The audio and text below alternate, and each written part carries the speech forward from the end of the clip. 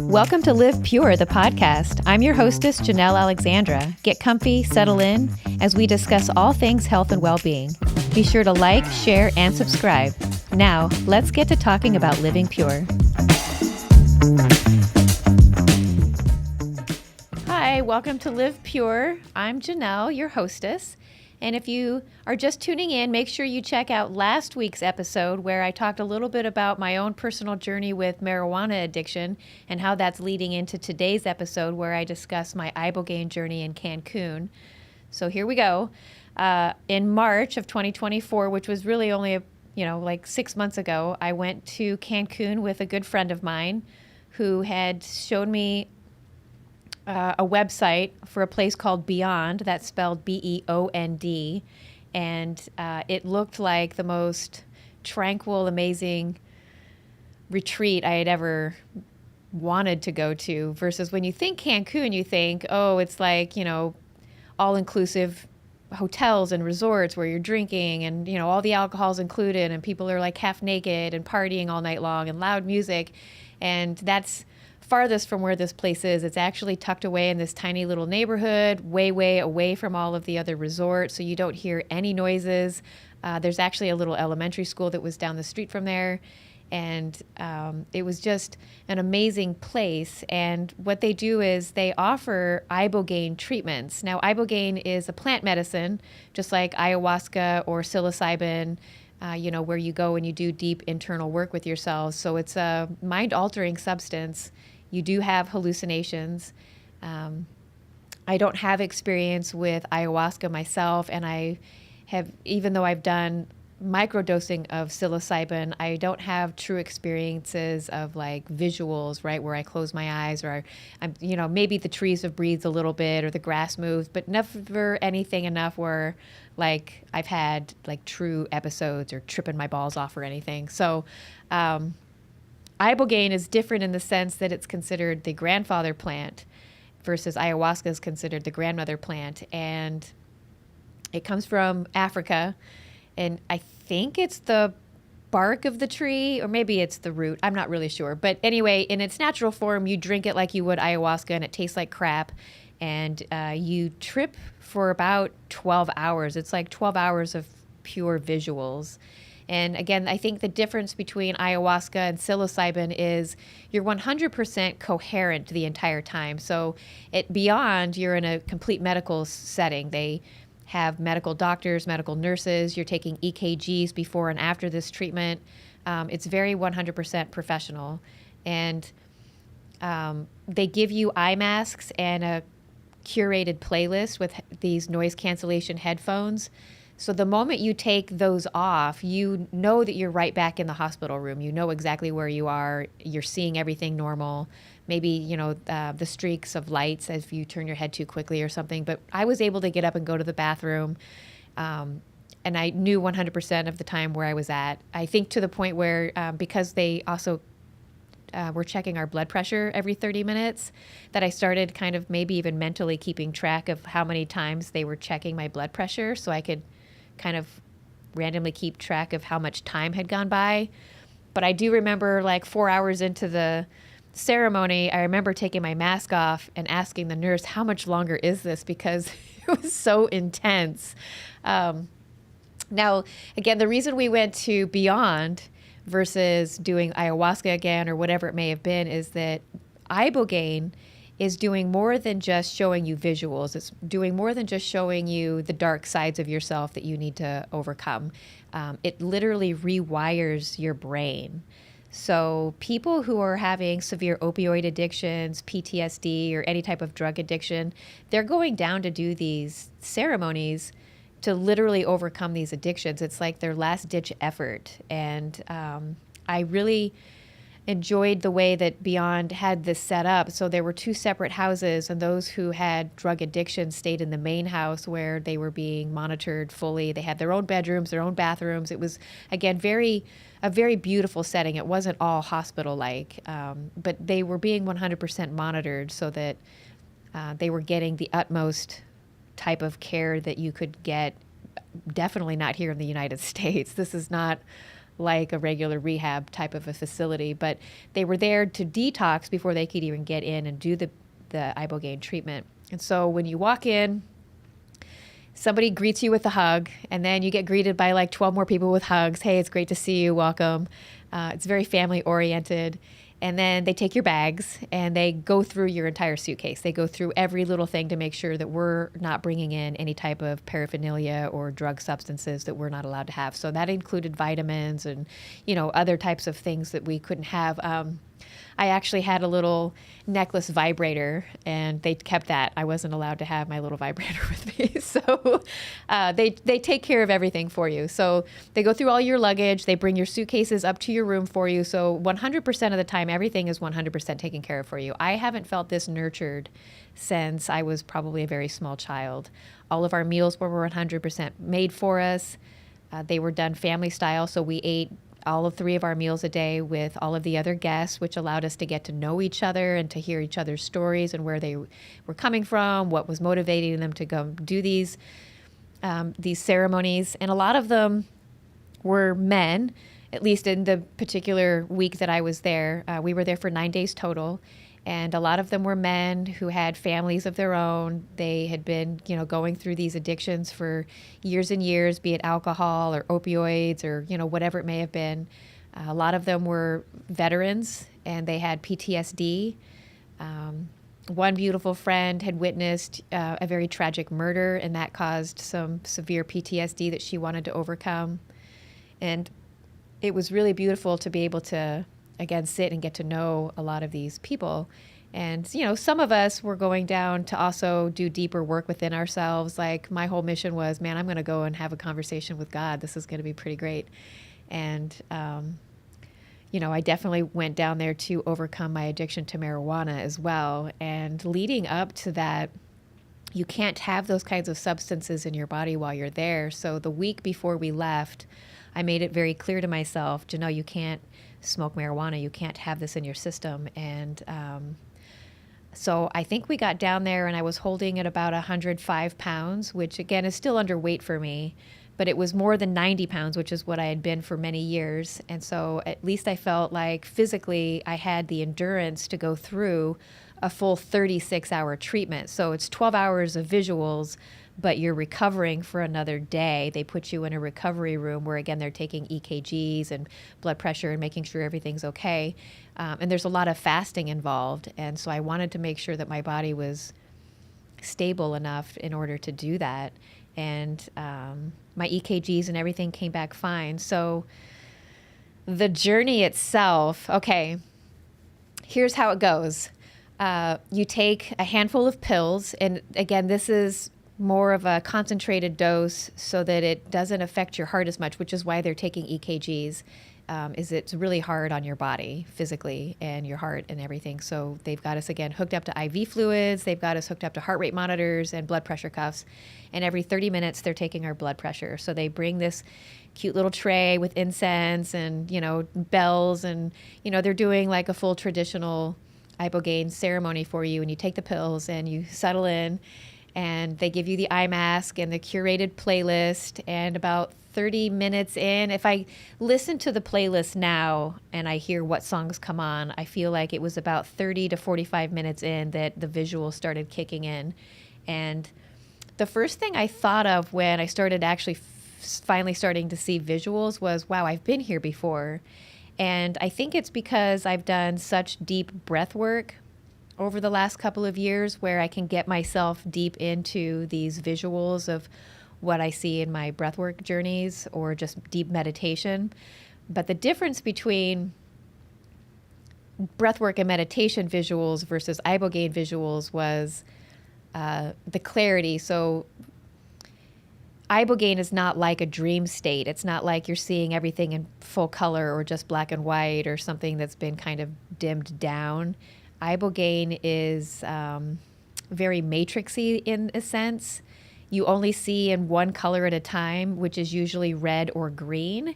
And I was told that we don't see other colors. If you see very intense red and green, it's because our brain, again, is rewiring. It's resetting from all of the blue light. So if we're on our devices a lot, you're looking at a lot of screens, then it's resetting the body from seeing all of the blue light. And I thought that was really fascinating because I saw some really intense red and green colors.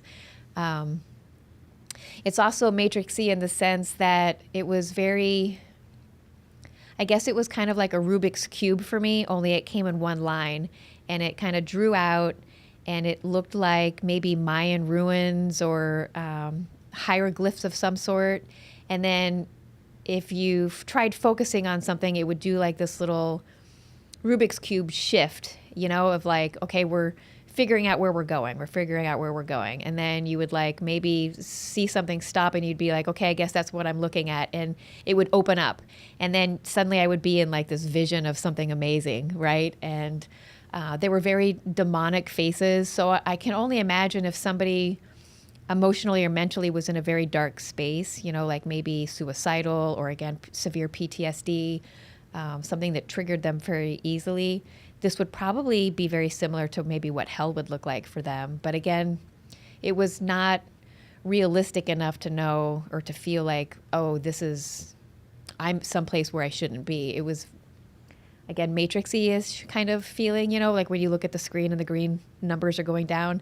But it was hieroglyphics from like Mayan ruins or something. And it was only in red or only in green. So I never felt truly terrified. And another good thing about Beyond is like 2 months before you even go down there, they're sending you this preparation kit. And so it's like a notebook of like setting your intentions. What is it that you want to ask the medicine? You have Zoom meetings with guides or like a counselor who has also been through the journey themselves, so that if you have questions or you have concerns or fears of any kind, they kind of help settle that through before you get down there. And so one thing that I remember the notebook constantly saying was lean in. So if there's something that's terrifying or something that you don't understand, lean into it and let the medicine show you whatever it needs to show you. And so my intention really by the time I got down there was just show me what you got to show me, God. Show me what I need to see.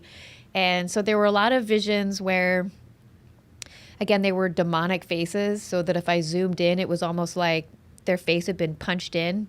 And so they looked kind of demonic, but the more I zoomed in and really paid attention to what their faces were, they were all smiling. They were all happy people. And I realized, okay, this isn't so scary. Let's just see what they have to show me.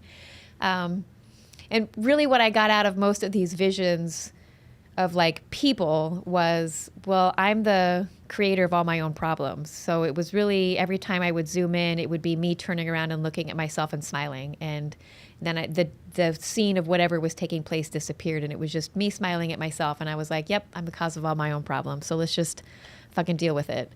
But some of the most amazing things, and again, maybe this is because I had heard that Ibogaine rewires our brain.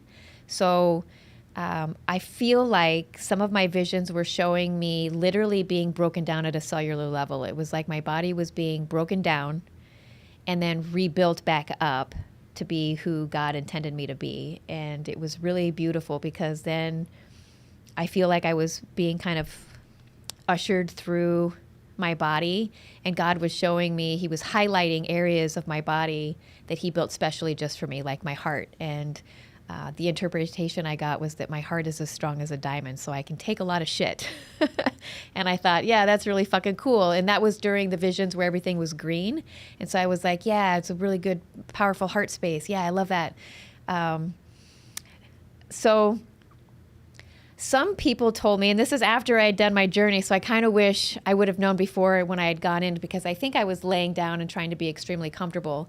Now, again, if you're just tuning in, I've had 7 surgeries in a very short period of time in my life, 4 in my knee over a course of my lifetime through running track through high school and college. But I've had a cesarean birth, and then I had a hysterectomy, and that caused a lot of physical pain in my body. There was a lot of physical tremors and a lot of issues, and I haven't felt comfortable in my body since 2018. It's now 2024. And so the one thing that I noticed the most about the medicine was that I literally didn't feel my body. I felt so relaxed and so calm and so at peace. So even though there was all of this stuff going on up here with my visions and voices and sounds and things. I just felt like my body, so it wasn't like an out-of-body experience. I knew my body was there, especially when they would take the blood pressure. I would feel that every time it came on, which would, I can think sometimes maybe even bring me out of my visions a little bit. But my body felt so calm and relaxed that it was it was like a hug. It was like, it felt so like the way my body was supposed to be at all times. And again, I think anybody who had overcome like physical abuse of any kind or PTSD from wars or, anything that causes the body to be in this constant tense feeling, maybe even fibromyalgia, that the feeling you get afterwards is like, oh. And so even 6 months after the journey, I still now think to myself, oh, I can feel me tensing up, or I can feel that I'm not breathing from my abdomen. And then I go back to that relaxed state and I'm right back where I used to be while I was embedded beyond doing my journey. And so it was really amazing. So we're in a room with the friend that I went down with. We're in these hospital beds, and there's just this little curtain that kind of separates us. And we're both doing the journey at the same time, but there's also, and that's called our flood dose, where you take the largest amount. And then 2 days afterwards, you go and do what's called a booster dose. Now, I didn't do either of my boosters. And the main reason is, as we were waiting to get released from the room, I ended up having a little heart flibber, and the machine even picked it up. The nurse came over. She's like, "Are you okay?" And I was like, "Yeah." And then they were checking like EKGs and my blood pressure for like every 20 minutes afterwards. And it was really annoying, but that's just the care that they constantly are giving you there. Like they're 100% on top of their shit. And so I feel like, again, because I just wasn't 100% healthy, I lost 5 pounds just laying in bed in 12 hours. So again, our brain is working to the point where I burned through so many calories just laying in bed and having visions. So I just didn't feel the need for me to go and do my boosters after that. I feel like I got everything I needed to. Okay, so more of the visuals was I feel like I saw the River of Souls. And I know some people may think that's really, really crazy. And there were 2 layers of these souls. And as I was telling this to one of my massage therapists when I got back home, they kind of had a little vision of souls, rivers, and things like that as well. But they were doing, I believe, ayahuasca down in Costa Rica. And they were down there for 6 weeks when they were doing this journey. And they did it like once a week, or I can't remember exactly his schedule. But we had very similar stories with this River of Soul type of a deal, only his went off of a waterfall. And mine was 2 layers. So there was one layer that was moving very, very slowly underneath. And then there was another layer of souls that was laying on top. And I remember kind of floating backwards. It was kind of like a flying through the air type of a scenario. And I was floating backwards so I could see what was going on. And there was maybe like a Viking ship of people. And I didn't feel, again, nothing ever felt scary or like I was in danger or nothing scared me. It was just, oh, I'm observing this. And maybe that's the masculine side of things where, testosterone is the kind of like, yeah, whatever. And so that's kind of the way I felt through all of my visions, was just kind of like, okay, it's an observation. And so I'm floating backwards and I'm floating through the River of Souls. And as I come out of it, I think to myself, wow, they didn't drag me down or anything. It wasn't like the movie Hercules where, he goes into the River of Souls of Hades and, they're like, oh, there wasn't none of that. But the Viking ship, as it was trying to cross the River of Souls itself, that's when the souls, they were like, whoa, and they pulled the whole boat down. And I remember thinking, whoa, that's so cool. Not everybody gets to cross the River of Souls. And part of me was like, yeah, I've really gone through hell and back, like multiple times in my life. I've lived so many different types of lifestyles and lives that I can overcome anything. And that reminded me of the diamond heart that God had instilled in me. Was I have a heart of diamond, so I can take a lot of shit, but that allows me to keep my heart open and still give love to everybody around me, no matter how much shit they give me. And I feel like that's truly a gift. So my spiritual gift is mercy showing and hospitality. And I was like, yeah, right on. That's me. So those are some really beautiful visions that I had. And towards the end, as the visions themselves were kind of going away, then that's when I started hearing voices. And again, scientifically, I'm sure it's just my own brain talking to myself, but to me, it felt like I was talking to God, like God was there specifically talking to me, and he was telling me jokes the whole time.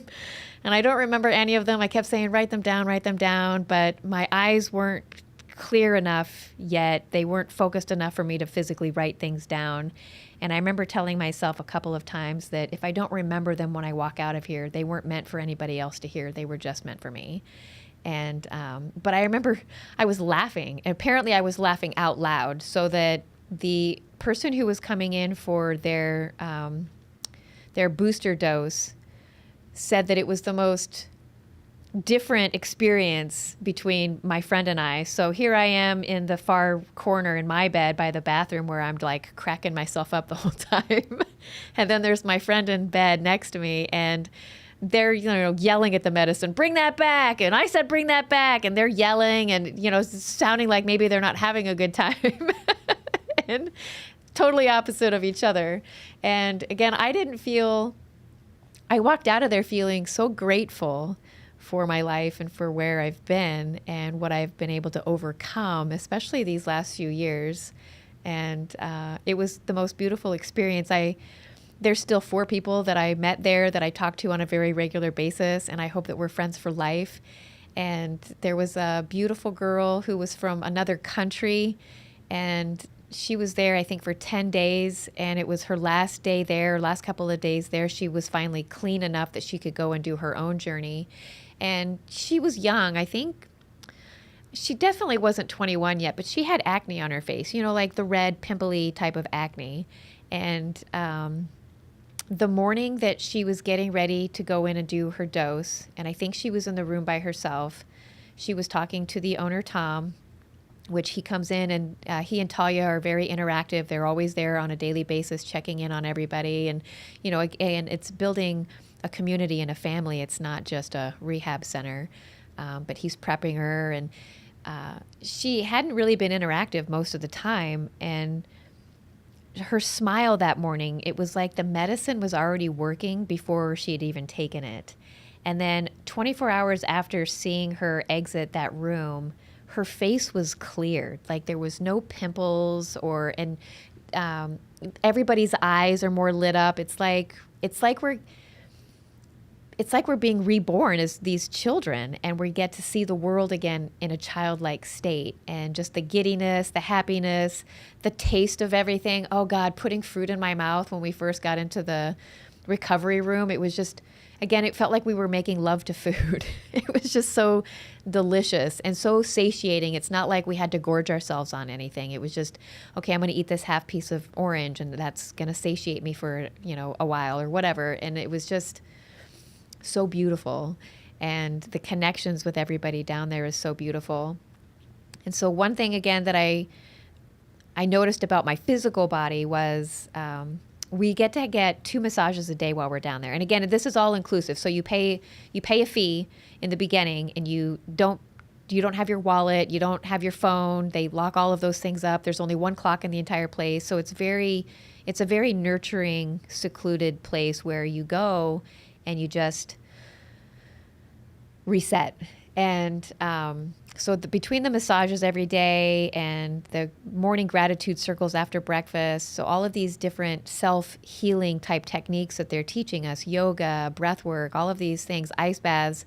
One of the most beautiful things I experienced was aqua therapy, and it's where they put the buoys on your ankles and your waist, and she kind of floats you around in the pool, where it's supposed to simulate being back in the womb.